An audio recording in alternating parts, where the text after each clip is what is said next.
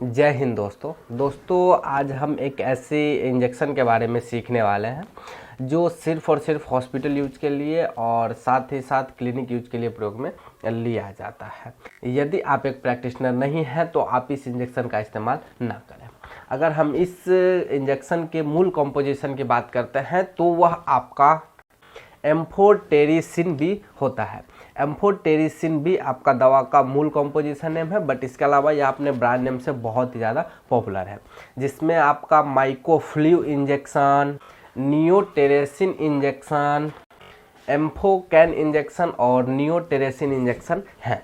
तो ये 3-4 इसके पॉपुलर ब्रांड्स हैं, बट जो माइकोफ्ल्यू इंजेक्शन है वो बहुत ही ज़्यादा पॉपुलर है। आप इजीली इसको माइकोफ्ल्यू के नाम से किसी भी मेडिकल स्टोर से परचेज कर सकते हैं।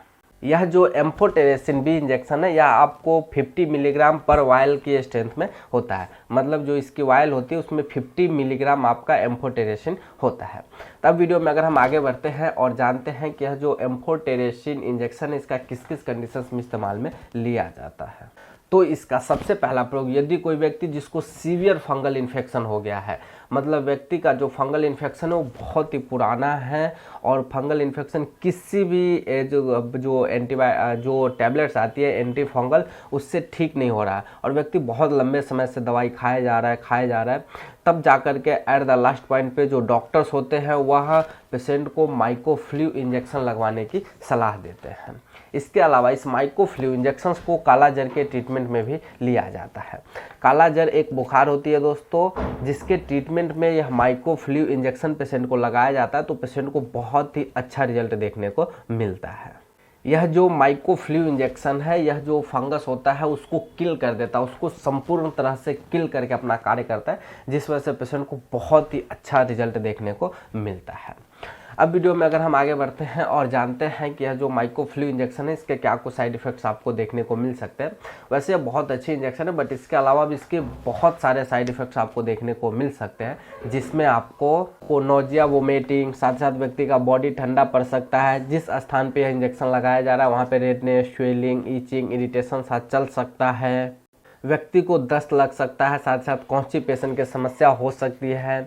इसके अलावा व्यक्ति को एनीमिया की शिकायत हो सकती है, मतलब व्यक्ति के बॉडी में खून का लेवल कम हो सकता है और कुछ व्यक्तियों में लो ब्लड प्रेशर की समस्या और साथ साथ भूख न लगना जैसी समस्या भी हो सकती है।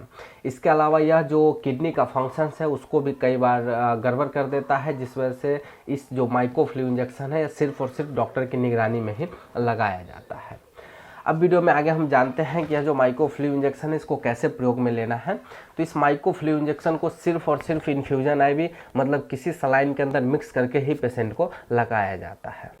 यदि कोई एडल्ट पेशेंट जिसको फंगल इन्फेक्शन की समस्या है तो वैसे पेशेंट को सिर्फ और सिर्फ 1 ml यह जो माइकोफ्ल्यू इंजेक्शन है या सलाइन में डाइल्यूट करके पेशेंट को इंट्रावेनसली दिया जाता है, ताकि पेशेंट के ऊपर कम से कम इफेक्ट्स देखने को मिल सके।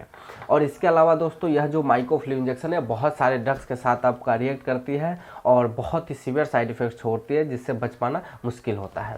तो मेरी यह सलाह है कि जब भी आप इस इंजेक्शन का प्रयोग करें तो डॉक्टर पेशेंट की हिस्ट्री को आप जरूर जान लें, और जब अगर आप इस इंजेक्शन को पेशेंट को लगा रहे हैं तो किसी और टाइप का ड्रग आप सेवन में ना दें। अगर मैं कुछ ड्रग्स की बात करूं जिसके साथ यह रिएक्ट करती है तो उसमें आपका बेटामेथासोन, एमिकासिन और एडोफोविर, तो ये 3-4 जो ड्रग्स है खासतौर पे तो आप इसको बेटामेथासोन, एमिकासोन, एडोफोविर सबके साथ ना दें, नहीं तो पेशेंट की जान तक जा सकती है, बहुत ही सीवियर साइड इफेक्ट्स दिखाती है। और इसके अलावा आप कभी भी इसको इंट्रामस्कुलर या फिर आईवी पुश ना करें, साइलाइन में डाइल्यूट करने के बाद ही पेशेंट को लगाएं, ताकि इसके साइड इफेक्ट्स को कम से कम किया जा सके। और इसकी डोज सामान्यतः आपको हफ्ते में 1 ml अगर फंगल इन्फेक्शन के लिए दिया जा रहा है तो, और या फिर अगर ज़्यादा ज़रूरत पड़ रही तो हफ्ते में 2 ml भी पेशेंट लेने की सलाह दे सकते हैं। डॉक्टर आपको लेने की सलाह दे सकते हैं, वो आपकी कंडीशंस पे डिपेंड करता है। और इसके अलावा काला जर के लिए जो इसकी डोज और ड्यूरेशन होती है वो डॉक्टर ही निर्धारित करेंगे, आप खुद से इसका प्रयोग ना करें। और अब वीडियो के लास्ट में अगर हम इस जो फ्लू इंजेक्शन है इसके सेफ्टी एडवाइसेस की बात करें तो सेफ्टी एडवाइसेस में आप यही ध्यान रखें कि आप इसका प्रयोग खुद से ना करें और प्रेग्नेंट महिलाओं के लिए भी आप ना इस्तेमाल में करें। पहले पेशेंट की हिस्ट्री को जान लें, अगर कुछ इफेक्ट्स दिखता है तो आप ना करें और सब कुछ सेफ है तब जाकर के आप इसका इस्तेमाल कर सकते हैं। तो आई होप दोस्तों मैंने आपको संपूर्ण जानकारी दिया हो इस इस माइक्रो फ्लू इंजेक्शन के बारे में। तो मिलता हूँ अब आपसे अगले वीडियो में किसी अगले टॉपिक के साथ।